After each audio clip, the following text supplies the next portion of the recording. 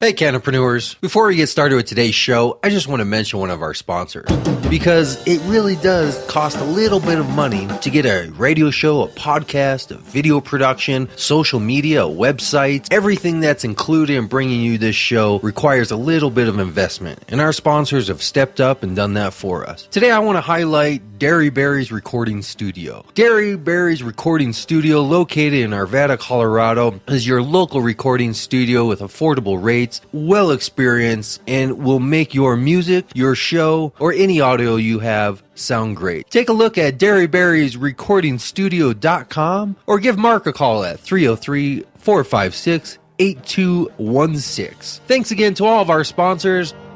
Now on to the show.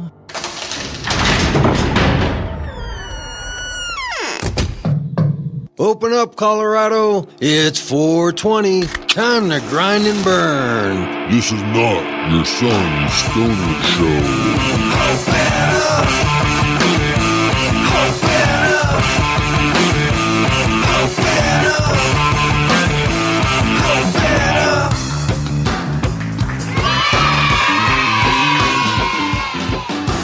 Welcome to the Cannabis Community Project with Brainstorm. Once again, bringing you your weekly podcast from the CCP studios high up in Denver, Colorado. Here exploring the business side of this newly emerging Colorado economy, focusing on the business, the patient, the user, to the retailer, to the geek in the garage, creating that next innovation in cannabis. This is the first media platform to help fellow cannapreneurs build sustainable businesses while living the lifestyle.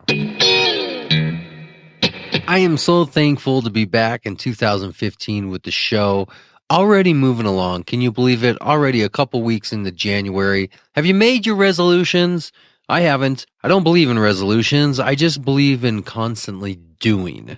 In other words, I don't wait for a special date to come along to make a goal or an objective or a resolution. I don't resolve to anything based on a calendar. I do it based on the moment, what's needed, and where I want to go, and what is going to get done. This is the type of thinking I take into my philosophy with life and business and so much more. And I want to start off 2015 on a positive note and make sure that I'm organized. We consume in the beautiful product of cannabis does not mean we have to allow for cannabis to make us disorganized, confused, or any other way less efficient than a hard-working worker bee. Let's make sure this 2015, our resolution is to make the industry more credible. You see, when people ask me, what do?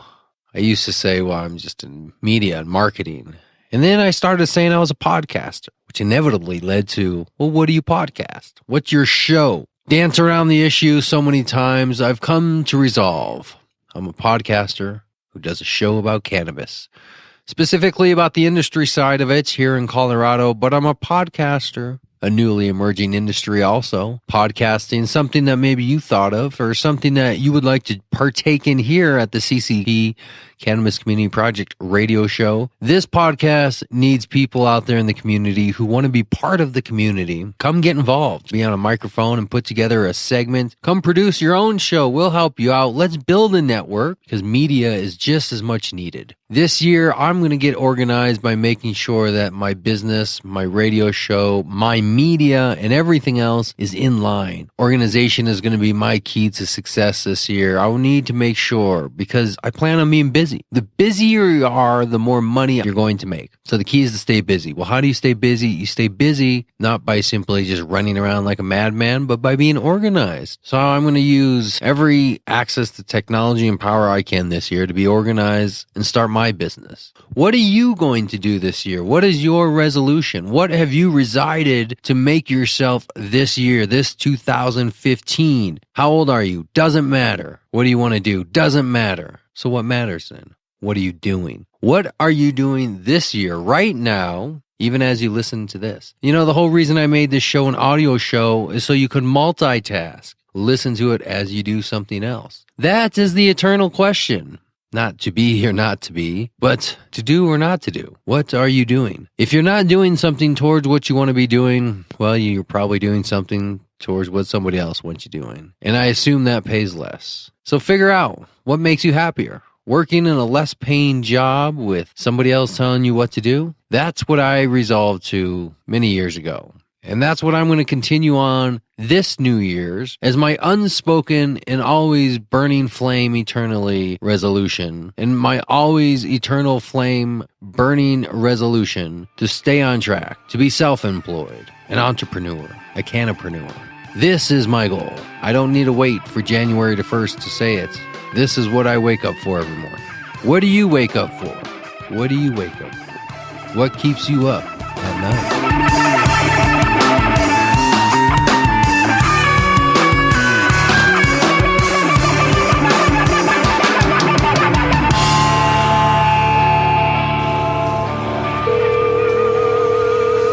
Hey man, how's it going? Good. What do I call you? Do I call you a gorilla healer, or what do you prefer to be called by? My friends call me B. I go by Burnt MD, microphone doctor. You can look me up. Just Google Burnt MD. I make music. I throw shows. I help people. I have a charity called Gorilla Healer. Are you a business or an organization or just an individual? Gorilla Healer is a 501c3 nonprofit charity based out of Colorado. We provide free educational services as well as donate natural care to high-risk, low-income patients with life-threatening ailments. We have donations that come into our emergency relief fund, and we distribute to people in need. Gorilla healer in the sense unconventional methods of healing, I guess you could say. And you're not saying like you're a holistic healer, you're just specifically doing cannabis-related type treatment. You know, it's really about diet, healthcare, and lifestyle. The fact is, a lot of people hit me up with cancer. A lot of people hit me up with ailments where cannabis can help, and they've been on a slew of medications that have been ruining their life. How did you get started? Well, people die. You know, unfortunately, most people get started in this thing when it touches them. When parents have to fight to keep their children alive, when parents are being criminalized for wanting to heal their children, when people are being criminalized for wanting to heal themselves, something has to change. And after a while, it turned into a situation where I hadn't done any business or focused on any finances. And, you know, you're paying bills and you're doing your thing, and you know, I like to call it the great hemorrhage, and it's not fully over, but Gorilla Healer. How can I turn away? I got a 4-year-old in Children's Hospital 10 minutes away from me.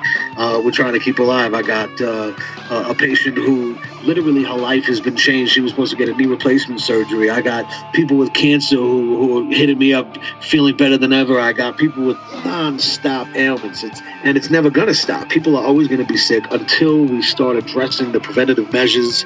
You know, we can't minimize risk on a sliding scale, so we can scholarship people that can't afford it, and the people that can, they will pay for it, and it'll be a successful venture and be self-sustaining. I have so many different people that want to help build hemp houses. I have a project with my friend Jason Love, who I'd love to build the what I call the Hemp Educational Learning Program, which is going to be a hempcrete building, a hemp educational learning center, essentially, where interactive learning. We're also on Instagram, Gorilla Healer, and on Twitter. So remember, that's GUERILLA. Healer. Excellent, man. Hey, that was great. It was thanks for your time. Excellent, good one. Peace.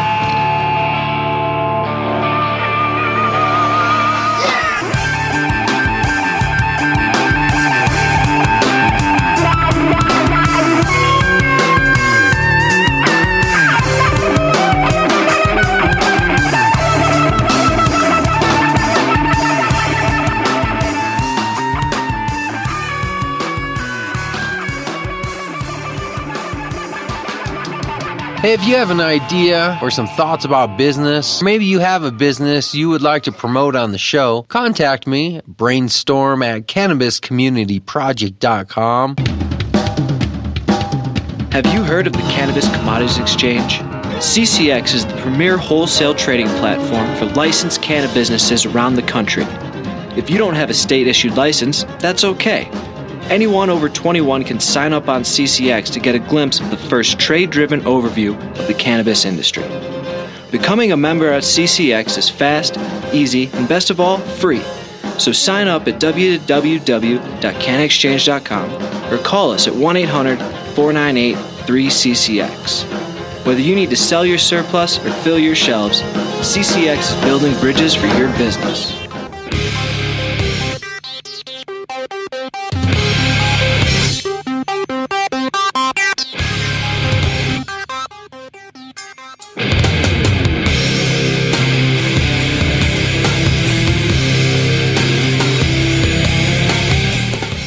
On last week's HR update with Scott Fabler. Yeah, next week, let's talk a little bit about minimum wage and what that looks like and means to everyone out there. Let's talk about average wage. Average wage. Average wage. Let's talk about average wage. Antoine from Bubble Sonics giving his opinion there. Go ahead. You want to join us next week? Yeah, I think I might join you in that conversation. All right. Because I think people just always talk about the minimum, but if the average don't go up, if you raise the average, the minimum will rise as well. All right. Well, there you go. That's compensation 101. He's going to come back next week and join us down here at Four Strains back in the Hookah Lounge, and we'll have a conversation about the average wage or the minimum wage. It depends. Thanks for joining us, Scott. We'll see you next week. And now, this week's HR update with Scott Fabler.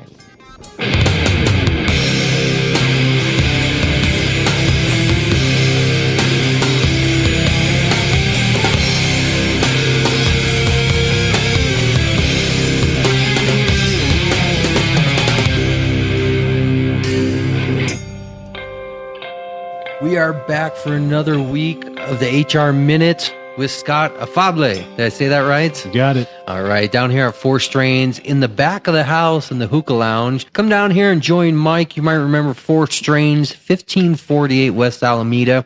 That's also where we have our products placed from our sponsors. We're going to have some Cushley products placed there, anonymous bags. We got the skunk box. Come check them out, 1548 West Alameda. Come say hi to Mike and join us in the back.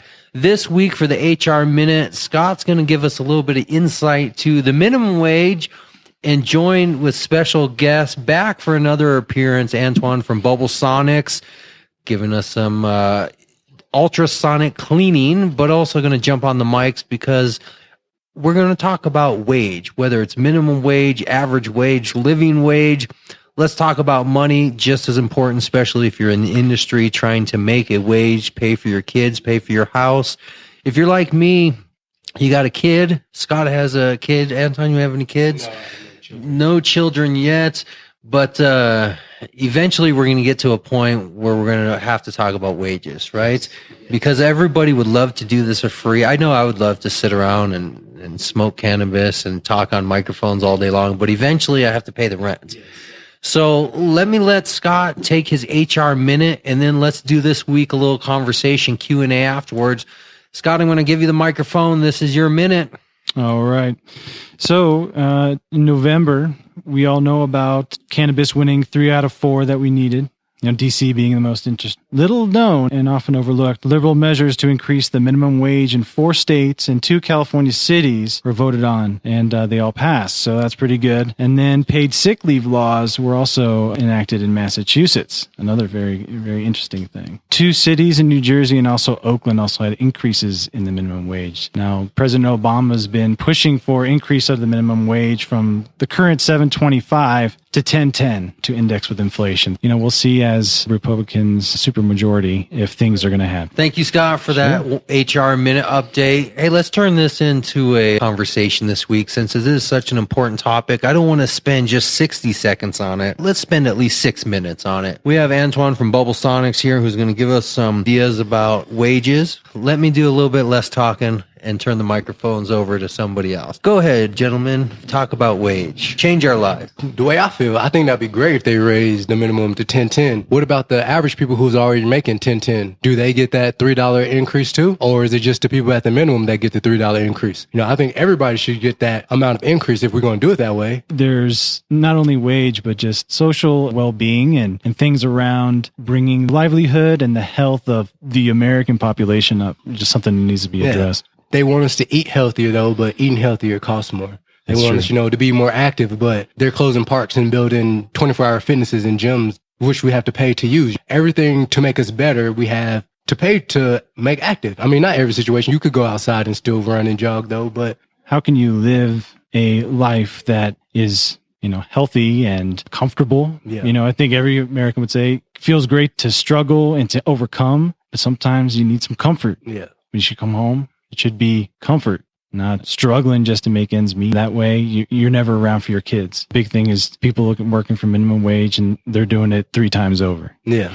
Well, someone told me like the dollar is time pretty much. The more dollars you have, the more free time you have. Instead of cutting your grass, 15 minutes to cut your grass, you pay somebody to get that 15 minutes back. And that's what the dollar actually can help you do. But if you're not making enough, you're not getting that time. You're just using your time. You're stretching yourself to continue to be in debt. And the cost of living, especially in urban areas, inner cities, and the cost of livings are actually going up by just a byproduct of the way things are. You're getting paid by how much you produce, but also by time, and it varies in different places. Some people get around $8 an hour, some range up $20 an hour. It just depends on where you at. But is it where you at or how good you are? I used to think it was how good you are, but it's where you at because there's different payment methods. Because by the hour, you could trim 2 pounds in 8 hours. You're still only going to get paid for 8 hours of work. Right. But say you went to a company who did pay for a pound, you could make 4 times as much money that is. But a lot of people are still using the traditional way of paying people by the hour and using the average wage that other jobs have. But to me, I feel that we are helping people make a lot of money. So we should be treated very well. You know what I'm saying? That's a microcosm of kind of sales jobs versus corporate jobs. On the one hand, you're giving wages, you're providing $10 an hour. Doesn't matter how much you trim. There's no incentive for you to go fast. Yeah. Or there's no incentive for you to trim as close as you can to the bud. Yeah. Now, if you are incentivized for production, paid on weight. Yes. That's a bigger motivator for you. That would be. Again, there's 2 different ways of doing it. So if you are providing a wage, I'd say at the same time, you need to keep those employees happy. And how do you do that? Yeah. You look out for them. Not many people make over $20 an hour. If they do, they got like special certificates and things like that. Do the math. An average of 2,000 hours a year. If you're making $10 an hour, it's $20,000. Exactly. What are you going to do after you pay your taxes, pay your rent, pay your food, and pay your bud? I'm going to tell you. What are you going to do? Are you going to save any money? No. You going to invest any money? You can go to the government office and ask them for assistance. And then that's going to be your next step. I think the question is, how do we allow those on the bottom scale to equalize themselves towards the top without necessarily directly with impunity just going after those who have it? How do we set up a system that allows those on top to naturally lose it and let those on bottom gain it without it being a direct destructive force? But I'm not saying take the money from the people that have it. I'm just saying that obviously we know that we're capable of making that much. Like, absolutely. So why are other people access to specialized skills? I mean, because that's really what you said earlier. That's what it kind of takes, right? Yeah, that's what they put on you. They say that you have to go through these schools and training and all that. If a person could just do the job, why can't he just do the job and get this money? Why does he have to go through your school and your program to do the things that he can already do? Or he went to the library and learned how to do, or he went online and watched a video how to do. Legal, there's still 1,000 people that couldn't get it because they don't qualify. So us who do qualify should be held, at a different standard than the average person, because in a way we did the right thing for a certain amount of time, and now we're able to now help. We can use this to help people. You know what I'm saying? Right. We can't help people by getting $10 an hour. I would agree. Go out and help somebody in need, honestly, off of the wages that I make. Yeah. But if the industry looked at the industry as its own industry and seeing if we doing all, comparisons. because I don't know what they fear. Like, oh, everybody's going to get into it. Everybody can't get into it because of the rules to allow you to even be a part of this industry. So obviously, everybody's not going to be able to do it. Sure. So why not make the people who are a part of it, you know what I'm saying? Yeah. Capable of changing other people's lives as well. I totally agree with you, Angel. Just looking at, what I've seen and observed, I think it starts with management and owners taking a step back and saying, this is something great we can create. And that all starts with the employees from the ground up. I totally agree with you. And I think that being able to offer the employees, the direct employees of the cannabis industry, a higher status of living, I think it's a great opportunity to actually show how mature we really are. Yeah, I'm saying we already thinking out the box. Every day I see creative minds, and if they have a ceiling that eventually they're going to reach, we're not going to see creative minds go so far, just because of pay minimum wage. It exists in this company and it shouldn't. Our minimum wage should be like $20. There's no reason for it not to be. Right. Yeah, there are those specialized jobs, some significant jobs that are the highly paid jobs in the cannabis industries. Thank you for coming back down to 4 Strains off of 1548 West Alameda. Come down and say hi to Mike. That's where we're recording, in the back room, the Hookah Lounge. This is where you can also find products from all of our sponsors. Thank you once again, Scott, for your extended stay this week, for your HR Minute. Turned into a HR 20 minute, but that's all right. We could talk all day. You want to come back and give us another minute next week, maybe the week after, and see how this goes? Yeah, if things come up that are new that I think the audience would enjoy listening to, then yeah. Excellent. Well, thank you for coming down this week. Thank you, Antoine from Bubble Sonics, Cleaning Pipes. You want to tell people where they can find you to check out what you do exactly? Yeah, Bubble Sonics. You can reach me at Facebook at Bubble Sonics Clean Colorado, or you can give me a text at 720-590-0395. Here in your Denver area, got dirty bungs or glass pipes, hit me up.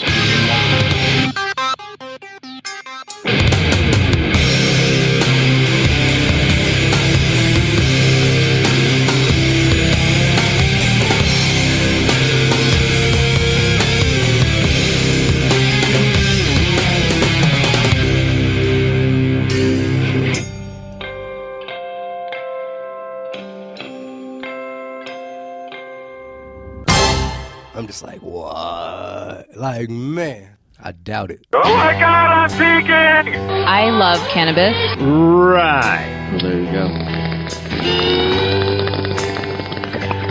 Yay!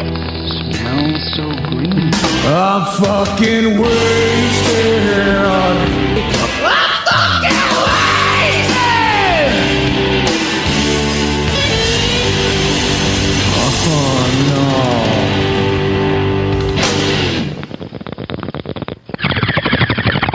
Hello, everybody. This is Jay Thatcher from Cures Not Wars, former medical marijuana POW, now back on tour, back with vengeance, as I say. And I'm here to tell you about the one issue that's going to blow the lid off the entire war on drugs. Stay tuned.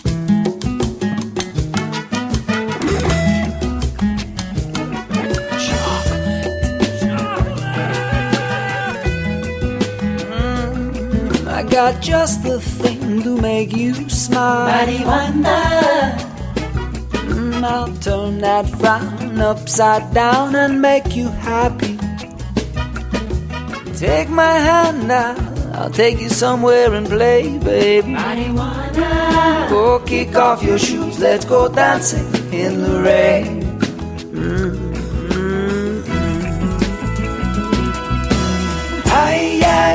Hi, marijuana. Rock it to the moon. Fly. Hi, marijuana. Rock it to the moon. Fly. Hi, marijuana. Hi, marijuana. Hi, marijuana. Hi, marijuana.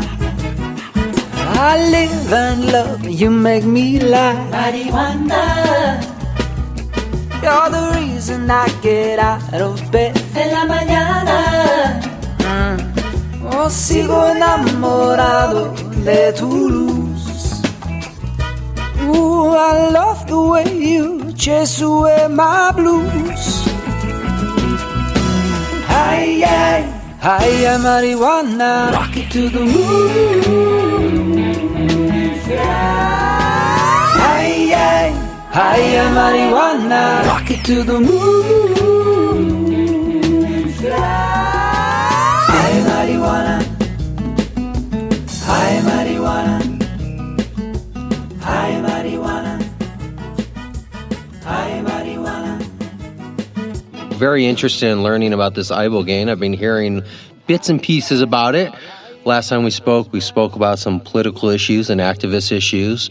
Let's learn all about this Ibogaine. Well, I do want to tell you all about Ibogaine and how it works and why it's different from any other way that they've had up to date for handling the problem of drug addiction. The big news actually now is they've finally given Ibogaine to somebody with Parkinson's disease, and what they've done is they've given them very, very low doses, and a low dose regimen over a month has reversed to at least a 40-50% extent Parkinson's disease on a person down in Mexico who's tried it. So it ties in really with how Ibogaine works in the first place. The thing that makes Ibogaine different from methadone and Subutex and all these other drugs that they have is Ibogaine is a corrective treatment. It's not a maintenance drug. It's not a simple detox where you've got the junk chemistry out of your body, but you're still craving. It goes down to the core of what addiction is, and it really does define what addiction is. And addiction has always been not a moral dilemma, but a serious physical problem. So let's start with what addiction is and what addiction is not. Addiction is not a behavior. Drug taking ceases to become a behavior the moment you become addicted. Then it's no longer naughty behavior or your bad choices. It's something that your body is forcing you to do. So all addictions work in the dopamine centers of the brain, and they damage the neurons that are involved with the dopamine pathways in one of two ways. Either like with opiates, they cause the parts that produce the dopamine and spit it out to fade away, to wilt away. Or in the cases of cocaine and methamphetamine, it takes the parts of the neurons that receive the dopamine and recycle it back into the body, and it interferes with that process, either by making too many receptors so that you have a heightened expectation for dopamine to feel normal, or they interfere with the reuptake, with the transport of dopamine to the parts of the brain that receive the dopamine. So what Ibogaine does is it actually goes down to the DNA level. It goes down into the neuron, and the neurons will grow back the parts that spit out the dopamine in the case of the opiate, or they will wilt away the excessive number of receiving sites, as in the case of methamphetamine, so that you are really returned to the pre-addicted state. So physically, not only does this directly correct the problem with addiction, but it also shows beyond any reasonable doubt which drugs are addictive and which drugs are not addictive. And I think you already know the drug that's very near and dear to us is not addictive. That, of course, is cannabis. The reason Ibogaine works on everything but cannabis is because cannabis is not active in the dopamine centers. There might be like a third-hand reaction down the road, but the direct action of cannabis is in a completely different set of pathways, and it has more to do with dreaming than it has to do with dopamine stupor. So what we found out from the Ibogaine research, because they wanted to see if it would affect quote-unquote marijuana addiction, and they found that it had no effect on it. And so when they went to look at why that was, they realized that when you smoke cannabis, you don't release dopamine, you release melatonin. Melatonin is that stuff that makes you have good sleep at night. You can buy it at any vitamin aisle in the store.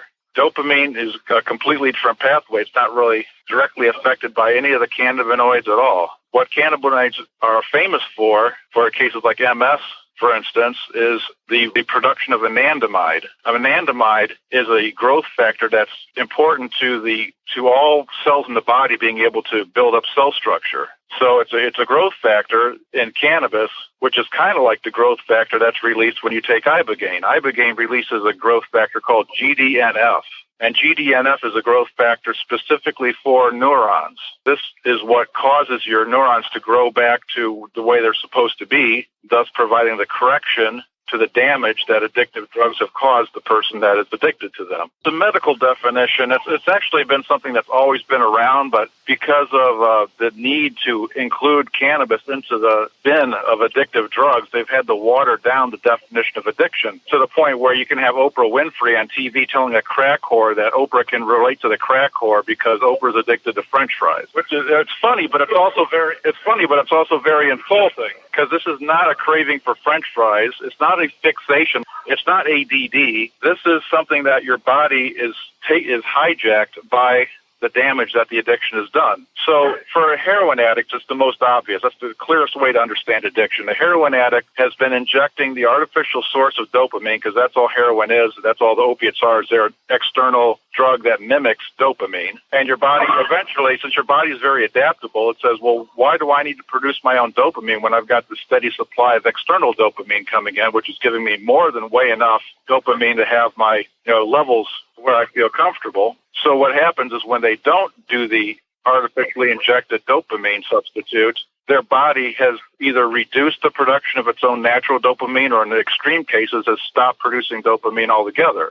So you know that it's a dopamine-affected thing because we know that dopamine is how your body manages pain. And if you don't have enough dopamine in your system, you're going to feel pain. If you have no dopamine in your system, you're going to feel pain in parts of your body where you've never realized that your body had nerves before. I mean, your stomach has nerves, and every time your stomach churns, nerves are pressing against nerves, and because of your natural dopamine level that's supposed to be there, you don't feel that. Just like breathing is painful. Breathing has neurons in your chest and your ribs pressing against each other, and that should cause pain. But dopamine is there to keep that from being painful. When you have no dopamine production of your own and your heroin is run out, you start feeling pain in these places where you've never felt pain before, and that pain is inconsolable. You can't just ignore it. You can't talk somebody down from it. It's like the 12-step model is all about talking somebody out of wanting to use drugs. You can't talk somebody out of dealing with the pain when every breath they take, every move of their stomach is painful.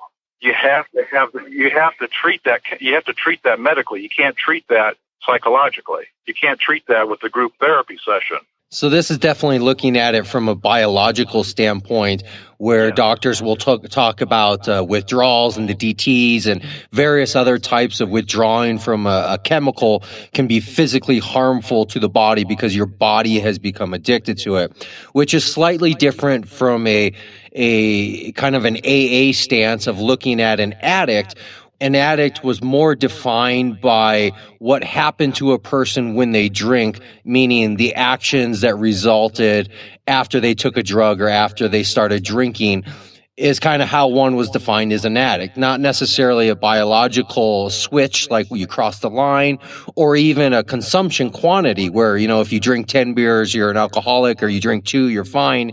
It was simply looked at as behavior in the sense of, if I give you a drug or if I give you a beer, what will you be doing next? And that's what defines you as an addict. If I give you a beer and 3 days later you're under a bridge, you know, pissing yourself and robbing banks, you might have a problem. If you drink 10 beers and simply wake up with a hangover but go to work and then tend to your family and go about life, you may not have a problem regardless of the quantity you drank. So there's a thin line of distinction. You're focusing on specifically a biological aspect that cannabis itself cannot attach itself to the body like a heroin or an alcohol, where you can go through a DTs or a withdrawal or some type of physical reaction. Nobody's ever been able to isolate anything close to a withdrawal symptom from use of cannabis, other than, of course, the taking away of the nice feeling and a nice effect. You know, you reverse that and you go back to your regular state, and that can seem like a downer or a bummer, but it's not going to have you writhing on the floor in pain. Now, as far as alcohol, as far as what you said about alcohol, though, I mean, yeah, you can get drunk every weekend and still function at your job, be a quote unquote functional alcoholic, and that's great rhetoric for the people who sell alcohol.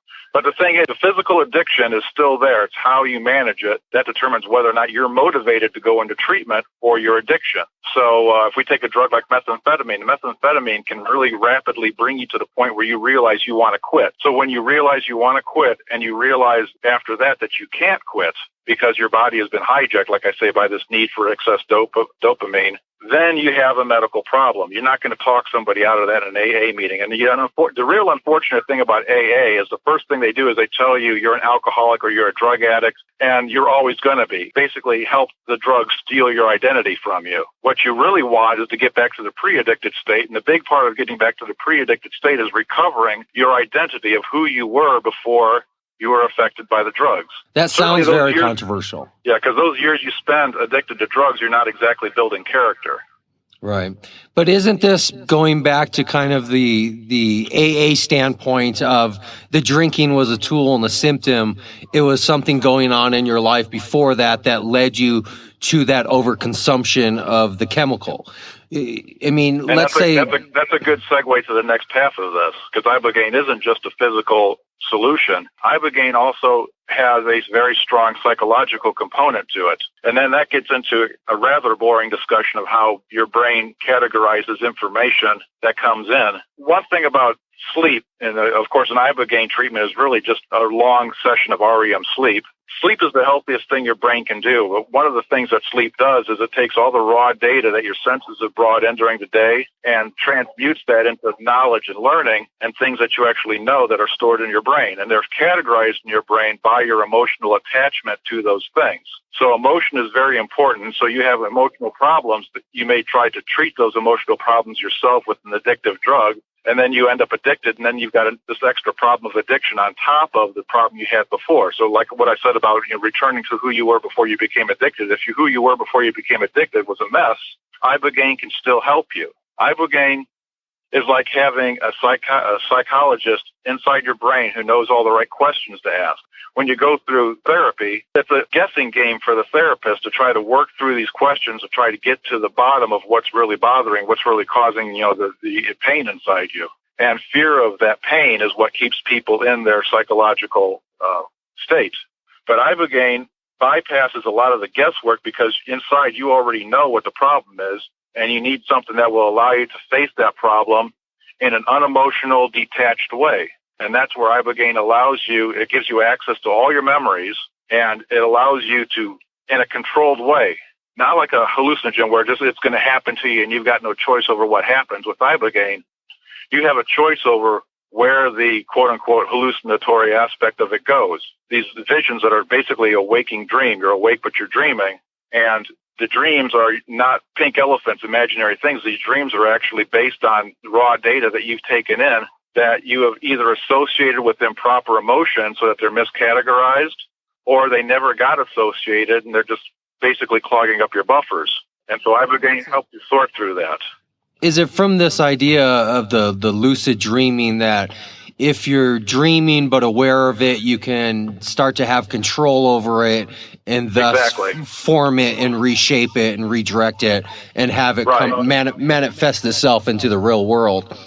Right. And as a pre-treatment counselor, what I do is I try to counsel the person before they take the Ibogaine that, yes, you're going to have this experience and you have control over this. You know why you're here. And we try to give Ibogaine to people while they're starting to come back into withdrawal so that if they don't think about it on a conscious level, at least on a cellular level, they know why they're there. They know why they're taking the Ibogaine. And it's all about programming your dreams. That's why little children and hopefully adults pray before they go to bed, because they're programming their dreams. They're putting their head in the best possible space because all that time we're asleep, we think nothing's going on. Our brain is extremely active, and we have a whole life that we're not aware of that we're living in our dream time. It's a very powerful thing, and if we can be awake and aware and have that tool in our hands, not only can we deal with the addiction and how we feel about the addictive drug, stopping. One of the things that we see is people's attitudes towards the addictive drug changes. They no longer look at it as something that gave them pleasure, but they see it for what it really is. When you're high in heroin, you're not high, you're emulating being dead. You're simulating being dead. And so you choose life over death, and you never look at these death drugs as something that you would enjoy ever again. And in the most successful treatments, people have just a complete 180 turn of attitude about the drugs of addiction they were on, even when they've taken Ibogaine without the intention of kicking their addiction. And that's the Howard Lotsoff story. What does it mean to be a pre-addiction counselor? Basically, you got to prepare somebody before they take Ibogaine. You got to let them understand, first of all, what they're getting into. You got to let them know that it is a dream and that they have a way to participate in their own healing rather than a maintenance drug where some doctor or some white coat is in charge of their healing and they don't have much to say about it. This is something where you take ownership of your problem. We make sure that the person is motivated to quit. Because, there's one thing. There are people who have taken Ibogaine many, many times and always relapse or always had some other problem. And the reason is some people are just a-holes. And that's where they are at the root of it. I won't say it's a waste because there are still people like that who turn around. But what we want to find are people who sincerely want to have a real life. They want to live a functioning life. They have a family or they have loved ones and want them back. And so they have motivation to get clean and stay clean. Those are the people that we like the best. Now, it's not to say that we would categorically reject other people, but those are the people that treatment providers are looking for because, of course, they want to have the good success rates that Ibogaine promises. How did you get into this specific field? This is your specialty? This is what you... This is my life's work. Yeah, my life's work is to help people get into treatment and to spread the word and to hopefully change the political situation in the U.S. Because, of course, Ibogaine is legal pretty much everywhere else in the world but the U.S. and one or two countries that the U.S. pressured into illegalizing it. Does it require a special certification or training? There's really nowhere you can go to learn it. There's no textbook about it. You just have to be involved with the treatment providers. So how did you learn it? Where did your beginnings start in learning about it, administering it to others, and becoming who you are today in it? I first learned about Ibogaine at Jack Herer's Hemp Tour in 1991. I was president of the student chapter of the ACLU, and I was there to give a speech with Ben Maisel and Jack Herer and some other luminaries of the movement, Chris Conrad. And Ben Maisel actually gave me the pamphlet from Cures Not Wars with the cover that said, "Boycott white powders, bring back herb." And the idea was we were going to use drug treatment as a way not only to solve the drug problem in spite of the drug warriors, but also to use it as a market separation tool that would separate the cannabis market from the hard drugs market, not only in practicality, but also in people's minds. That people would realize, when you take cannabis, you're not doing to your body what you're doing when you take heroin. And for so long, the drug warrior line was pot was just a weaker form of heroin. Well, who else wants us to think that pot is a weaker form of heroin? The drug pusher, that's who. So the DARE program comes into our schools telling kids that pot is heroin. They're doing the drug pusher's job for him. And I don't think it's an accident that that's going on. They want this drug war to go on, and they want the drug scene to be as hazardous as possible for these kids that are entering into it. So they pre-program their minds with things like with the DARE program and with the anti-drug, or I should say anti-marijuana ads that you have on TV and radio. And I should probably just take a second to thank Obama for not having us watching new anti-marijuana ads. Since he's been president, they haven't really produced a new anti-marijuana ad for TV. Just that we have to have people realize that addiction is not what they've been told. It's not a behavior. It's not a choice. It's an unfortunate medical condition, and putting somebody in prison for a condition that's medical is just as inhumane as putting somebody in prison for giving themselves diabetes from drinking or eating too much sugar. It's a good point, and it actually brings us to the question of how does somebody then get involved with this treatment in a safe way, legally, health-wise. I mean, obviously, you don't want to just start reaching out to anybody on the internet and just sending random messages looking for it if it's illegal in the U.S. Yeah, what we at Cures Not Wars recommend is that you don't try to go it alone. You don't just order it, go to Canada, order it in the mail, and do it in your hotel room there. That if you insist on doing it that way, you got to at least have somebody to watch you, somebody who's willing to stay awake all night so that they can watch you and make sure, check your pulse, make sure you're okay. But realistically, we want everybody to do Ibogaine in a clinical setting. Wonderful clinical settings that are basically, they have better equipment and better facilities than any American drug treatment, like better than any rapid detox center in America.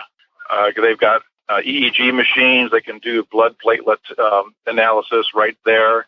So many things that are available there so that if there's any adverse reactions, they can be dealt with right there in the clinic instead of having to drive somebody down the street to the hospital.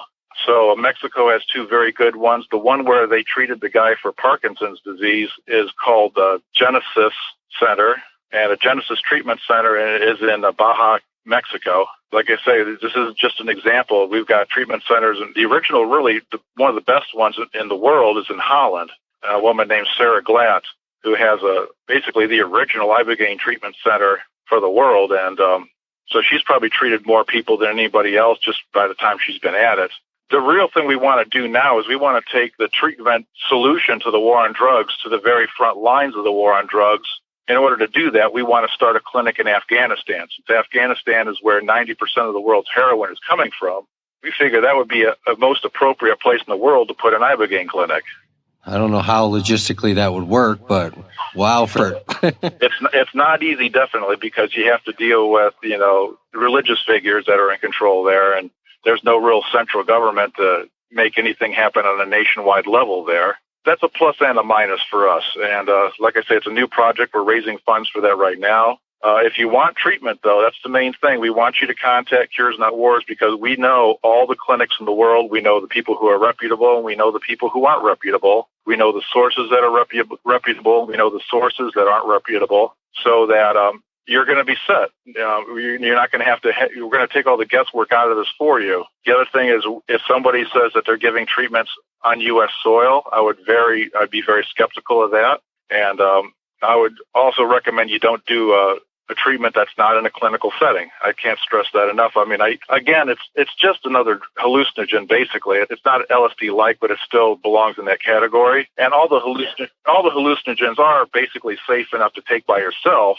But if you want to be serious and take it medically, you want to take it clinically. And you want to have a pre-treatment counselor to help set you up, and you need a post-treatment counselor to debrief you after the experience and determine, whether you need a second dose or whether you may need booster doses down the road. But for most people, they come in and over a week with one treatment at the beginning of the week and possibly a second treatment at the end of the week is all they need to do, and then they are done. No more taking drugs at all.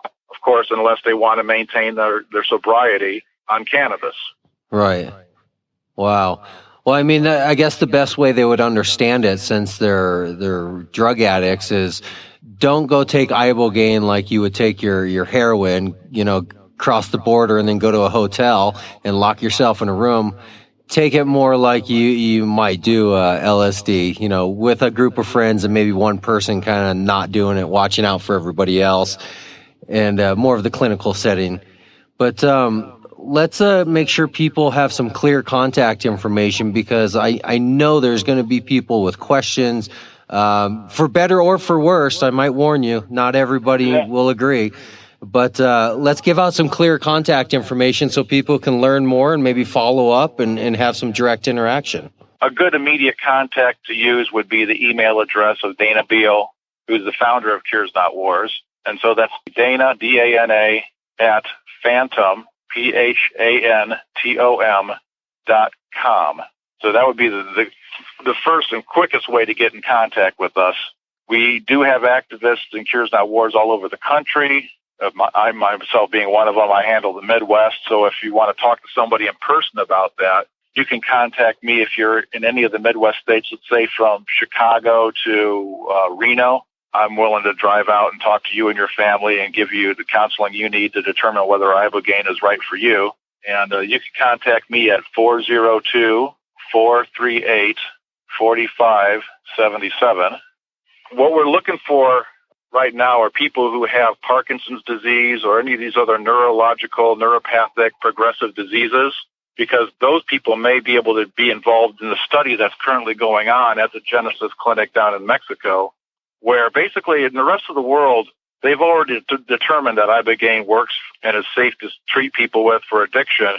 And so now they're going into looking at the other uses of Ibogaine, because Ibogaine holds great promise as an antiviral agent, and because of this neurological growth factor turning out to be effective against diseases like Parkinson's and muscular dystrophy, diseases that are involved with your neurological system in decay, so that we can have you grow back your neurological system without the problems of side effects and other drugs, without having to be taking a drug all your life. And now we find out with very low doses. Now, this person with Parkinson's that took it and had a 50% improvement in his symptoms. This is a guy who found a wheelchair, who can now get out of that wheelchair and dress himself, feed himself, go to the bathroom by himself. This is the same sort of miracle I saw with cannabis medicine with a guy who had cerebral palsy, who was also confined to a wheelchair, and then he was able to get out of his chair. And, just amazing reductions in the symptoms of his cerebral palsy, to the point where you could almost redefine what cerebral palsy is. I mean, his mental retardation went away when he was on pot. We look at this, and then we started to realize the truth about anandamide, that there's this growth factor that pot causes your body to produce that works in your muscles. And so not only are you treating the spastic condition, but you're also adding a correction to the problem. And that's why cannabis is so good for slowing the onset of MS. So now what we want to know is, for diseases that aren't muscular, but diseases that are neurological in nature, will Ibogaine work on all of them? But here in America, we can't even begin that research until we finish the addiction research. And the addiction research is tied up in federal funding that is being denied because no corporate entity wants to invest in Ibogaine because it's not a big money-making drug. I mean, who wants to invest in a drug that you only take once, right? And also a drug that makes people not need the other drugs that they're selling. So the drug companies are very hostile to Ibogaine. So it's up to the government to pay for the funding. And the government would rather waste that funding on DEA war toys rather than things that are actually going to solve the problem. So we need to apply pressure to Congress and to the DEA and to NIDA and say somebody's got to step up and pony up the money to finish the FDA approval trials for Ibogaine, because the FDA approvals for Ibogaine are somewhere in the very middle of the process, and for lack of funds, they haven't gone forward. We should have had Ibogaine available decades ago, but because of money, we're still waiting for it to be available in America. And so Cures Not War says, well, we're not waiting for America to come around. We're going to start clinics everywhere else in the world, and hopefully that will shame our government into doing the right thing with Ibogaine. Wow. Those are some powerful stories, and this definitely requires a follow-up in a couple months to see where exactly the industry has moved forward and where treatment is in the U.S. Let's make sure to touch base on this in a couple months, because I think a lot of people are going to really have a lot of questions and possibly be seeking more information. This is good that stuff. Would be good. And we can put together a whole new interview just based on the questions people have that will contact you about it as well. And the other thing, too, is I understand the focus of your radio show is about building an industry. And unfortunately, Ibogaine is never really going to build up an industry. So what you're doing by talking to me about Ibogaine right now is a real genuine public service announcement. And so if anyone ever wonders whether you're doing something for free or doing something for the public that's not just about the Benjamins, you can point to Ibogaine and say, look, we're telling people how not only they can get around their addiction problem, but how we can separate the cannabis market from the hard drugs market so they can never again, with any credibility, accuse us of endorsing drug use or promoting drug use when what we really are doing is promoting the anti-drug. And we know that cannabis is the anti-drug, but now we also know that Ibogaine is the antidote. Absolutely. I like that. The anti-drug. I think that's what my new slogan is going to be. I'm the anti-drug. Yes. Use the hell out of it. That's one of my key speech points in my Back with a Vengeance tour. Very nice. Cool, man. We could go on and on for hours and hours, but let's break it up and do it in segments. So let's touch base in a couple months, do another little segment, and then the other question I had for you is, would you be interested in interviewing one of the guys that runs the Ibogaine clinics? Oh, absolutely. Yeah. Okay, so I'll get you hooked up with that. Maybe your next show can be, a combination of me talking and them talking. He's in Mexico. Oh, okay. Interesting. Very interesting. Yeah, absolutely. That would be very interesting. One other guy in America, he's the one guy that I know of that I would actually trust to do a treatment on U.S. soil. His name's Dimitri Mugenis. Uh-huh. And if you search Dimitri on NPR, he was on an extensive NPR interview. Yeah. And he's kind of like a guerrilla treater. And he to me, he's important to me because he was one of the first people that I pre-treatment counseled. Uh-huh. And actually, it was more about counseling his family than it was about him, because he was fully motivated to get off of heroin and methadone. But his family had seen him go in and out of so many treatment facilities that they just didn't believe anything was going to work anymore. And they were the ones that had to pay for the treatments. So it was basically giving them hope and making them realize that there was something different. And people realized that Ibogaine was made illegal in the name of the drug war and in the name of fighting drugs. They understand already how hypocritical the war on drugs is, and so it's perfectly clear to them why Ibogaine had to be gotten out of the way if they were going to continue their war on drugs. When you realize this and you tell everybody around it, there was a peaceful solution to the drug problem, but we made it illegal, and that you have to leave this country to get this treatment, it's really one of the things that will help blow the lid off the entire war on drugs. Yeah. That's a good parting shot to probably add into the piece. All right, man. That sounds good. Cool. Well, we got a lot of good content support, there. Man. You've been a really good support. Well, it was a good year for hemp for me. I sold $1,000 worth of Nebraska seed. Nice. So it's nice. Yes, I'm helping to build this new hemp industry in Colorado until we can have one in Nebraska. All right. Well, you get to it then, man. You take it easy. All right. We'll talk to you soon. All right. Bye. Have a good one. Always do.